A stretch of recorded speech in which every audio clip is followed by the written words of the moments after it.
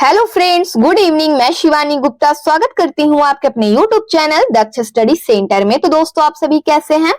आशा है कि आप लोग स्वस्थ होंगे, मस्त होंगे और अपने एग्जाम के लिए अच्छे से तैयारी कर रहे होंगे। तो दोस्तों, यदि आप एस्टेट, बीएड, डीएल या सीटेट की तैयारी कर रहे हैं तो ये वीडियो आपके लिए बहुत ही हेल्पफुल होने वाला है दोस्तों, क्योंकि हम लोग हमेशा की तरह दोस्तों बाल विकास से रिलेटेड कुल 30 प्रश्नों के बारे में अध्ययन करेंगे, जो कि आपके एग्जाम के लिए बहुत ही महत्वपूर्ण प्रश्न है दोस्तों।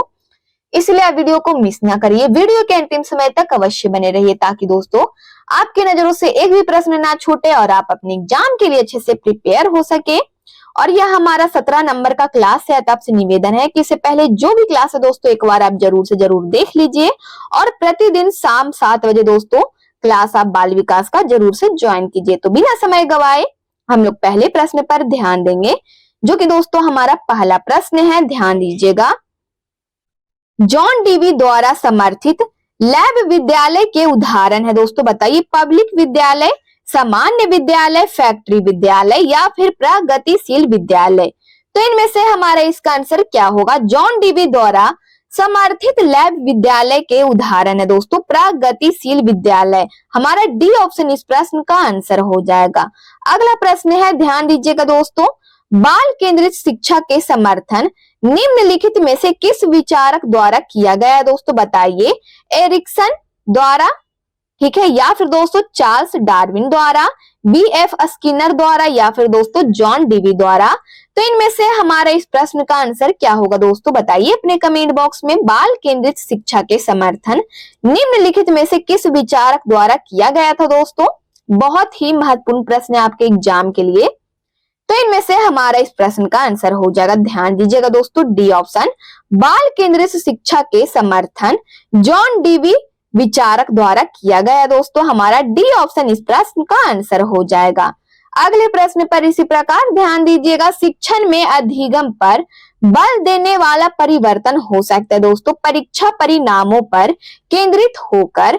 बी में है बाल केंद्रित शिक्षा पद्धति अपनाकर, सी में है रटने को प्रोत्साहित करके या फिर दोस्तों डी में है अग्र शिक्षण की तकनीक अपनाकर।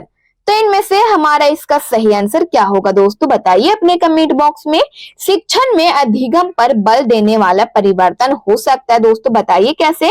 तो इनमें से हमारा इस प्रश्न का आंसर हो जाएगा, ध्यान दीजिएगा, बाल केंद्रित शिक्षा पद्धति अपनाकर। हमारा बी ऑप्शन इस प्रश्न का आंसर हो जाएगा।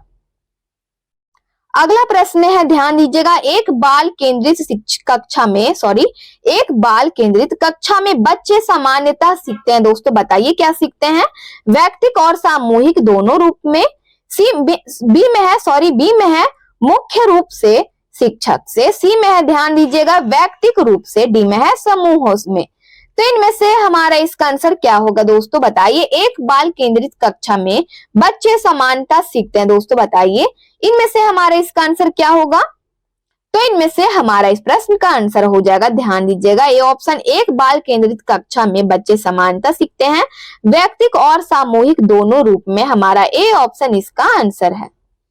अगला प्रश्न है, ध्यान दीजिएगा। कक्षा में अनुशासन बनाए रखने के लिए सर्वाधिक प्रभावशाली उपाय क्या है दोस्तों? बताइए, अनुशासनहीन छात्रों को कक्षा से बाहर निकाल देना, बी में है शिक्षण को रोचक एवं व्यवहारिक बनाना, सी में है छात्रों के अभिभावकों को सूचित करना, डी में है अनुशासनहीन छात्रों को विशिष्ट सुविधाएं प्रदान करना।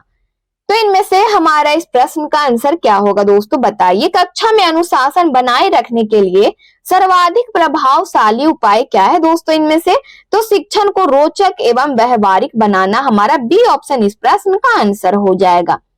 अगला प्रश्न है, बाल केंद्रित शिक्षा में शामिल है दोस्तों। बताइए क्या शामिल है? बच्चों के लिए हस्तपरक गतिविधियां, बच्चों का एक कोने में बैठना या फिर दोस्तों सी में है प्रतिबंधित परिवेश में अधिगम, सी में है वे गतिविधियां जिनमें खेल शामिल नहीं होते। तो इनमें से हमारा इसका आंसर क्या होगा? बताइए, बाल केंद्रित शिक्षा में दोस्तों बच्चों के लिए हस्तपरक गतिविधियां शामिल है। हमारा ए ऑप्शन इसका आंसर हो जाएगा। अगला प्रश्न है, मनोविज्ञान का शिक्षा के क्षेत्र में सबसे बड़ा योगदान है दोस्तों विषय केंद्रित शिक्षा पर, शिक्षक केंद्रित शिक्षा या फिर क्रिया केंद्रित शिक्षा या फिर बाल केंद्रित शिक्षा। तो इनमें से हमारा इस प्रश्न का आंसर क्या होगा दोस्तों, बताइए अपने कमेंट बॉक्स में। मनोविज्ञान का शिक्षा के क्षेत्र में सबसे बड़ा योगदान क्या है दोस्तों? तो इनमें से हमारा इसका सही आंसर है डी ऑप्शन, बाल केंद्रित शिक्षा योगदान है हमारा। डी ऑप्शन इसका आंसर हो जाएगा। अगला प्रश्न है, बाल केंद्रित शिक्षा शास्त्र का क्या अर्थ है, बताइए। बच्चों को शिक्षक का अनुगमन और अनुकरण करने के लिए कहना। बी में है बच्चों की अभिव्यक्ति और उनकी सक्रिय भागीदारी को महत्व देना। सी में है बच्चों को पूर्ण रूप से स्वतंत्रता देना। डी में है बच्चों को नैतिक शिक्षा देना। तो बताइए इनमें से हमारा इस प्रश्न का सही आंसर क्या होगा दोस्तों? तो इनमें से हमारा इस प्रश्न का सही आंसर है बी ऑप्शन, बाल केंद्रित शिक्षा शास्त्र का अर्थ है दोस्तों बच्चों की अभिव्यक्ति और उनकी सक्रिय भागीदारी को महत्व देना। हमारा बी ऑप्शन इसका आंसर हो जाएगा। अगला प्रश्न पर इसी प्रकार ध्यान देंगे, प्रगतिशील परिवारों में बच्चों में अपेक्षाकृत कौन सा प्रेरक अधिक प्रबल होता है दोस्तों? संबंधन, जिज्ञासा प्रबल होता है या फिर उपलब्धि, आक्रामकता। तो इनमें से हमारा इस प्रश्न का सही आंसर क्या होगा? प्रगतिशील परिवारों में बच्चों में अपेक्षाकृत दोस्तों उपलब्धि प्रेरक अधिक प्रबल होता है। हमारा सी ऑप्शन इसका आंसर हो जाएगा कि प्रगतिशील परिवारों में बच्चों में अपेक्षाकृत उपलब्धि प्रेरक अधिक प्रबल होता है। सी ऑप्शन हमारा इसका आंसर है। अगला प्रश्न है, ध्यान दीजिएगा, निम्नलिखित में से कौन सा विकल्प प्रगतिशील शिक्षा का सबसे अच्छा वर्णन करता है, बताइए। करके सीखना, परियोजना विधि सहयोग से सीखना, या फिर बी में दोस्तों ध्यान दीजिएगा थीमेटिक इकाइयां, नियमित इकाई परीक्षण, रैंकिंग, या फिर सी में है ध्यान दीजिएगा व्यक्तिगत अधिगम या क्षमता समूह बनाना, छात्रों की लेबलिंग, या फिर दोस्तों ध्यान दीजिएगा डी में है परियोजना विधि, क्षमता समूह बनाना या रैंकिंग। तो इनमें से हमारा इस प्रश्न का आंसर क्या होगा दोस्तों, बताइए अपने कमेंट बॉक्स में। निम्नलिखित में से कौन सा विकल्प प्रगतिशील शिक्षा का सबसे अच्छा वर्णन करता है?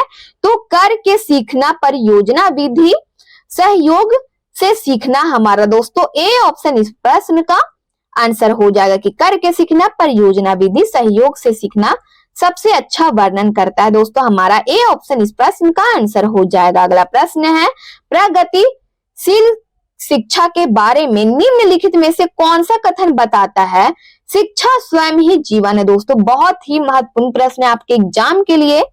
प्रगतिशील शिक्षा के बारे में निम्नलिखित में से कौन सा कथन बताता है दोस्तों कि शिक्षा स्वयं ही जीवन है, बताइए। ए में है स्कूल शिक्षा को यथासंभव लंबे समय तक जारी रखना चाहिए। बी में है स्कूलों की आवश्यकता नहीं है, बच्चे अपने जीवन के अनुभवों से सीख सकते हैं, या फिर सी में है स्कूल में शिक्षा सामाजिक और प्राकृतिक दुनिया को प्रतिबंधित करे, या फिर डी में है जीवन सच्चा शिक्षक है। तो बताइए इनमें से हमारा इस प्रश्न का आंसर क्या होगा दोस्तों? बहुत ही महत्वपूर्ण प्रश्न है आपके एग्जाम के लिए। तो इनमें से हमारा इस प्रश्न का आंसर क्या होगा, बताइए दोस्तों अपने कमेंट बॉक्स में। तो इनमें से हमारा इस प्रश्न का आंसर है दोस्तों स्कूलों में शिक्षा सामाजिक और प्राकृतिक दुनिया को प्रतिबंधित करे। हमारा सी ऑप्शन इस प्रश्न का आंसर हो जाएगा कि प्रगतिशील शिक्षा के बारे में दोस्तों स्कूलों में शिक्षा सामाजिक और प्राकृतिक दुनिया को प्रतिबंधित करे। यह कथन बताता है दोस्तों कि शिक्षा स्वयं ही जीवन है। हमारा सी ऑप्शन इसका आंसर हो जाएगा। अगला प्रश्न है, ध्यान दीजिएगा दोस्तों बारीकी से, व्यक्तिगत शिक्षा कार्यक्रम की योजना ... के संदर्भ में बनाई जाती है दोस्तों, बताइए। ए में है मुक्त विद्यालय शिक्षा कार्यक्रम के संदर्भ में बनाई जाती है। बी में है ई अधिगम शिक्षा कार्यक्रम, डी में है, सी में है ध्यान दीजिएगा दोस्तों विशेष शिक्षा कार्यक्रम, डी में है बाल केंद्रित शिक्षा कार्यक्रम। तो बताइए निम्न में से हमारा इसका आंसर क्या होगा दोस्तों? तो इनमें से हमारा इस प्रश्न का आंसर हो जाएगा, ध्यान दीजिएगा दोस्तों ब्लैंक्स की जगह पे हमारा डी ऑप्शन, ठीक है। व्यक्तिगत शिक्षा कार्यक्रम की योजना बाल केंद्रित शिक्षा कार्यक्रम के संदर्भ में बनाई जाती है। हमारा डी ऑप्शन इसका आंसर हो जाएगा दोस्तों, ठीक है। डी ऑप्शन हमारा इस प्रश्न का आंसर हो जाएगा। अगले प्रश्न पर इसी प्रकार ध्यान दीजिएगा, प्रगतिशील शिक्षा में बच्चों को किस तरह से देखा जाता है दोस्तों, बताइए किस रूप में देखा जाता है। ए में दे दिया है छोटे वयस्कों के रूप में, बी में है, ध्यान दीजिएगा, निष्क्रिय अनुकारकों के रूप में। सी में है, सक्रिय अन्वेषकों के रूप में।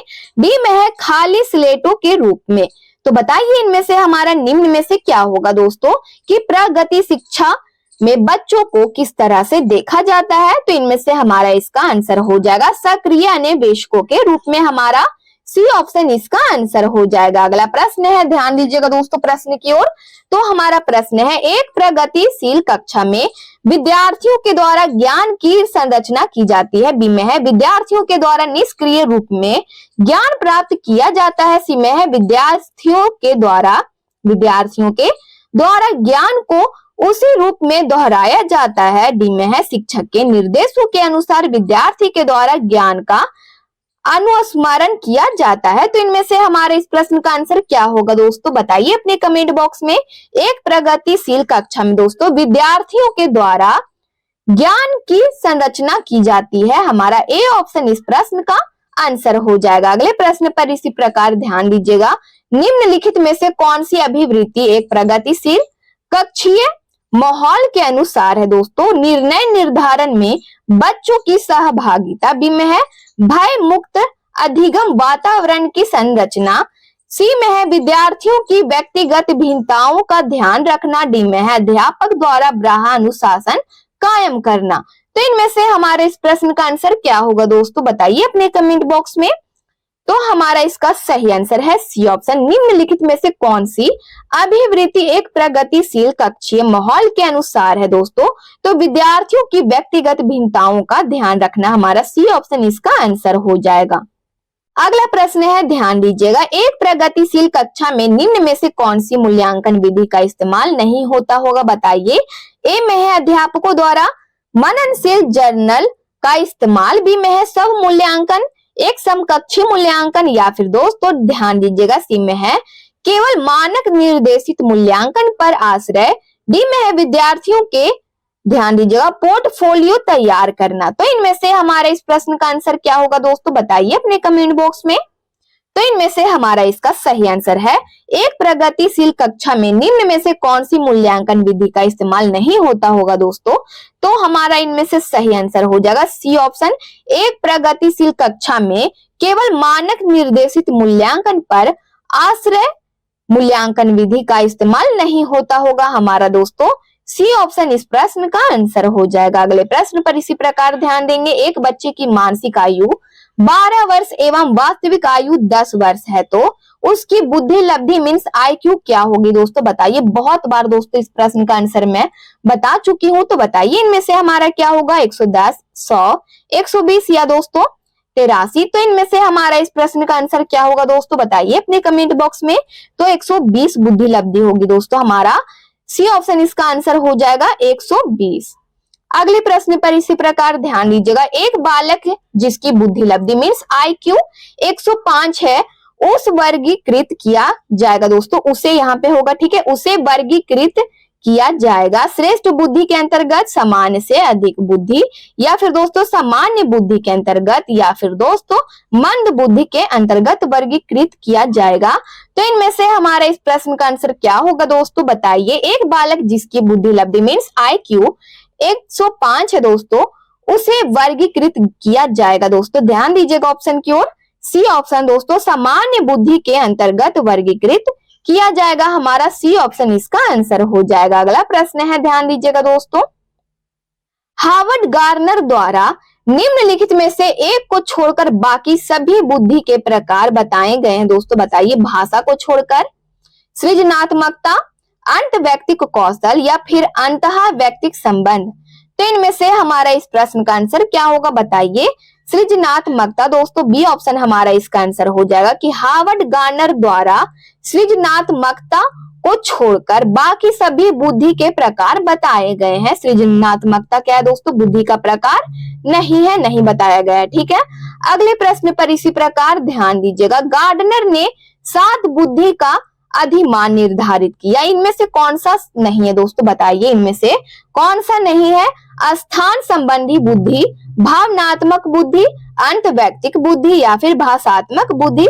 तो इनमें से हमारा इस प्रश्न का आंसर है दोस्तों, ध्यान दीजिएगा भावनात्मक बुद्धि, हमारा बी ऑप्शन इसका आंसर हो जाएगा। अगला प्रश्न है, बुद्धि के संबंध में सही कथन क्या है? बताइए। समायोजन करने की क्षमता का नाम बुद्धि है, या फिर बी में है सीखने की क्षमता का नाम बुद्धि है, सी में है संक्षिप्त तार्किकता की क्षमता का नाम बुद्धि है, या फिर उपयुक्त सभी। तो इनमें से हमारा इस प्रश्न का आंसर क्या होगा दोस्तों? बताइए। बुद्धि के संबंध में कौन सा कथन है जो दोस्तों सही है?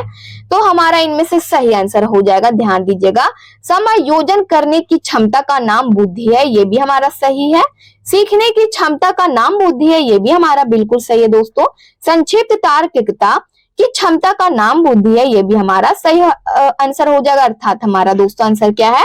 तो डी ऑप्शन हमारा उपयुक्त सभी।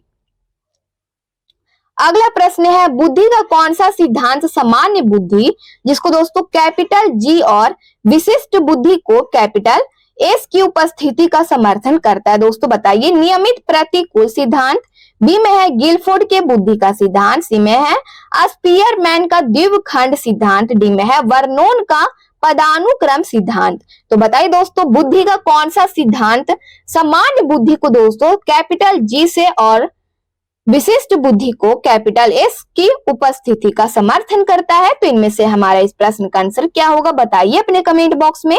तो इनमें से हमारा इसका सही आंसर है दोस्तों स्पीयरमैन का द्विखंड सिद्धांत दोस्तों बताता है कि सामान्य बुद्धि को दोस्तों कैपिटल जी से इंडिकेट करता है और विशिष्ट बुद्धि को कैपिटल एस की उपस्थिति का समर्थन करता है। हमारा सी ऑप्शन इसका आंसर हो जाएगा।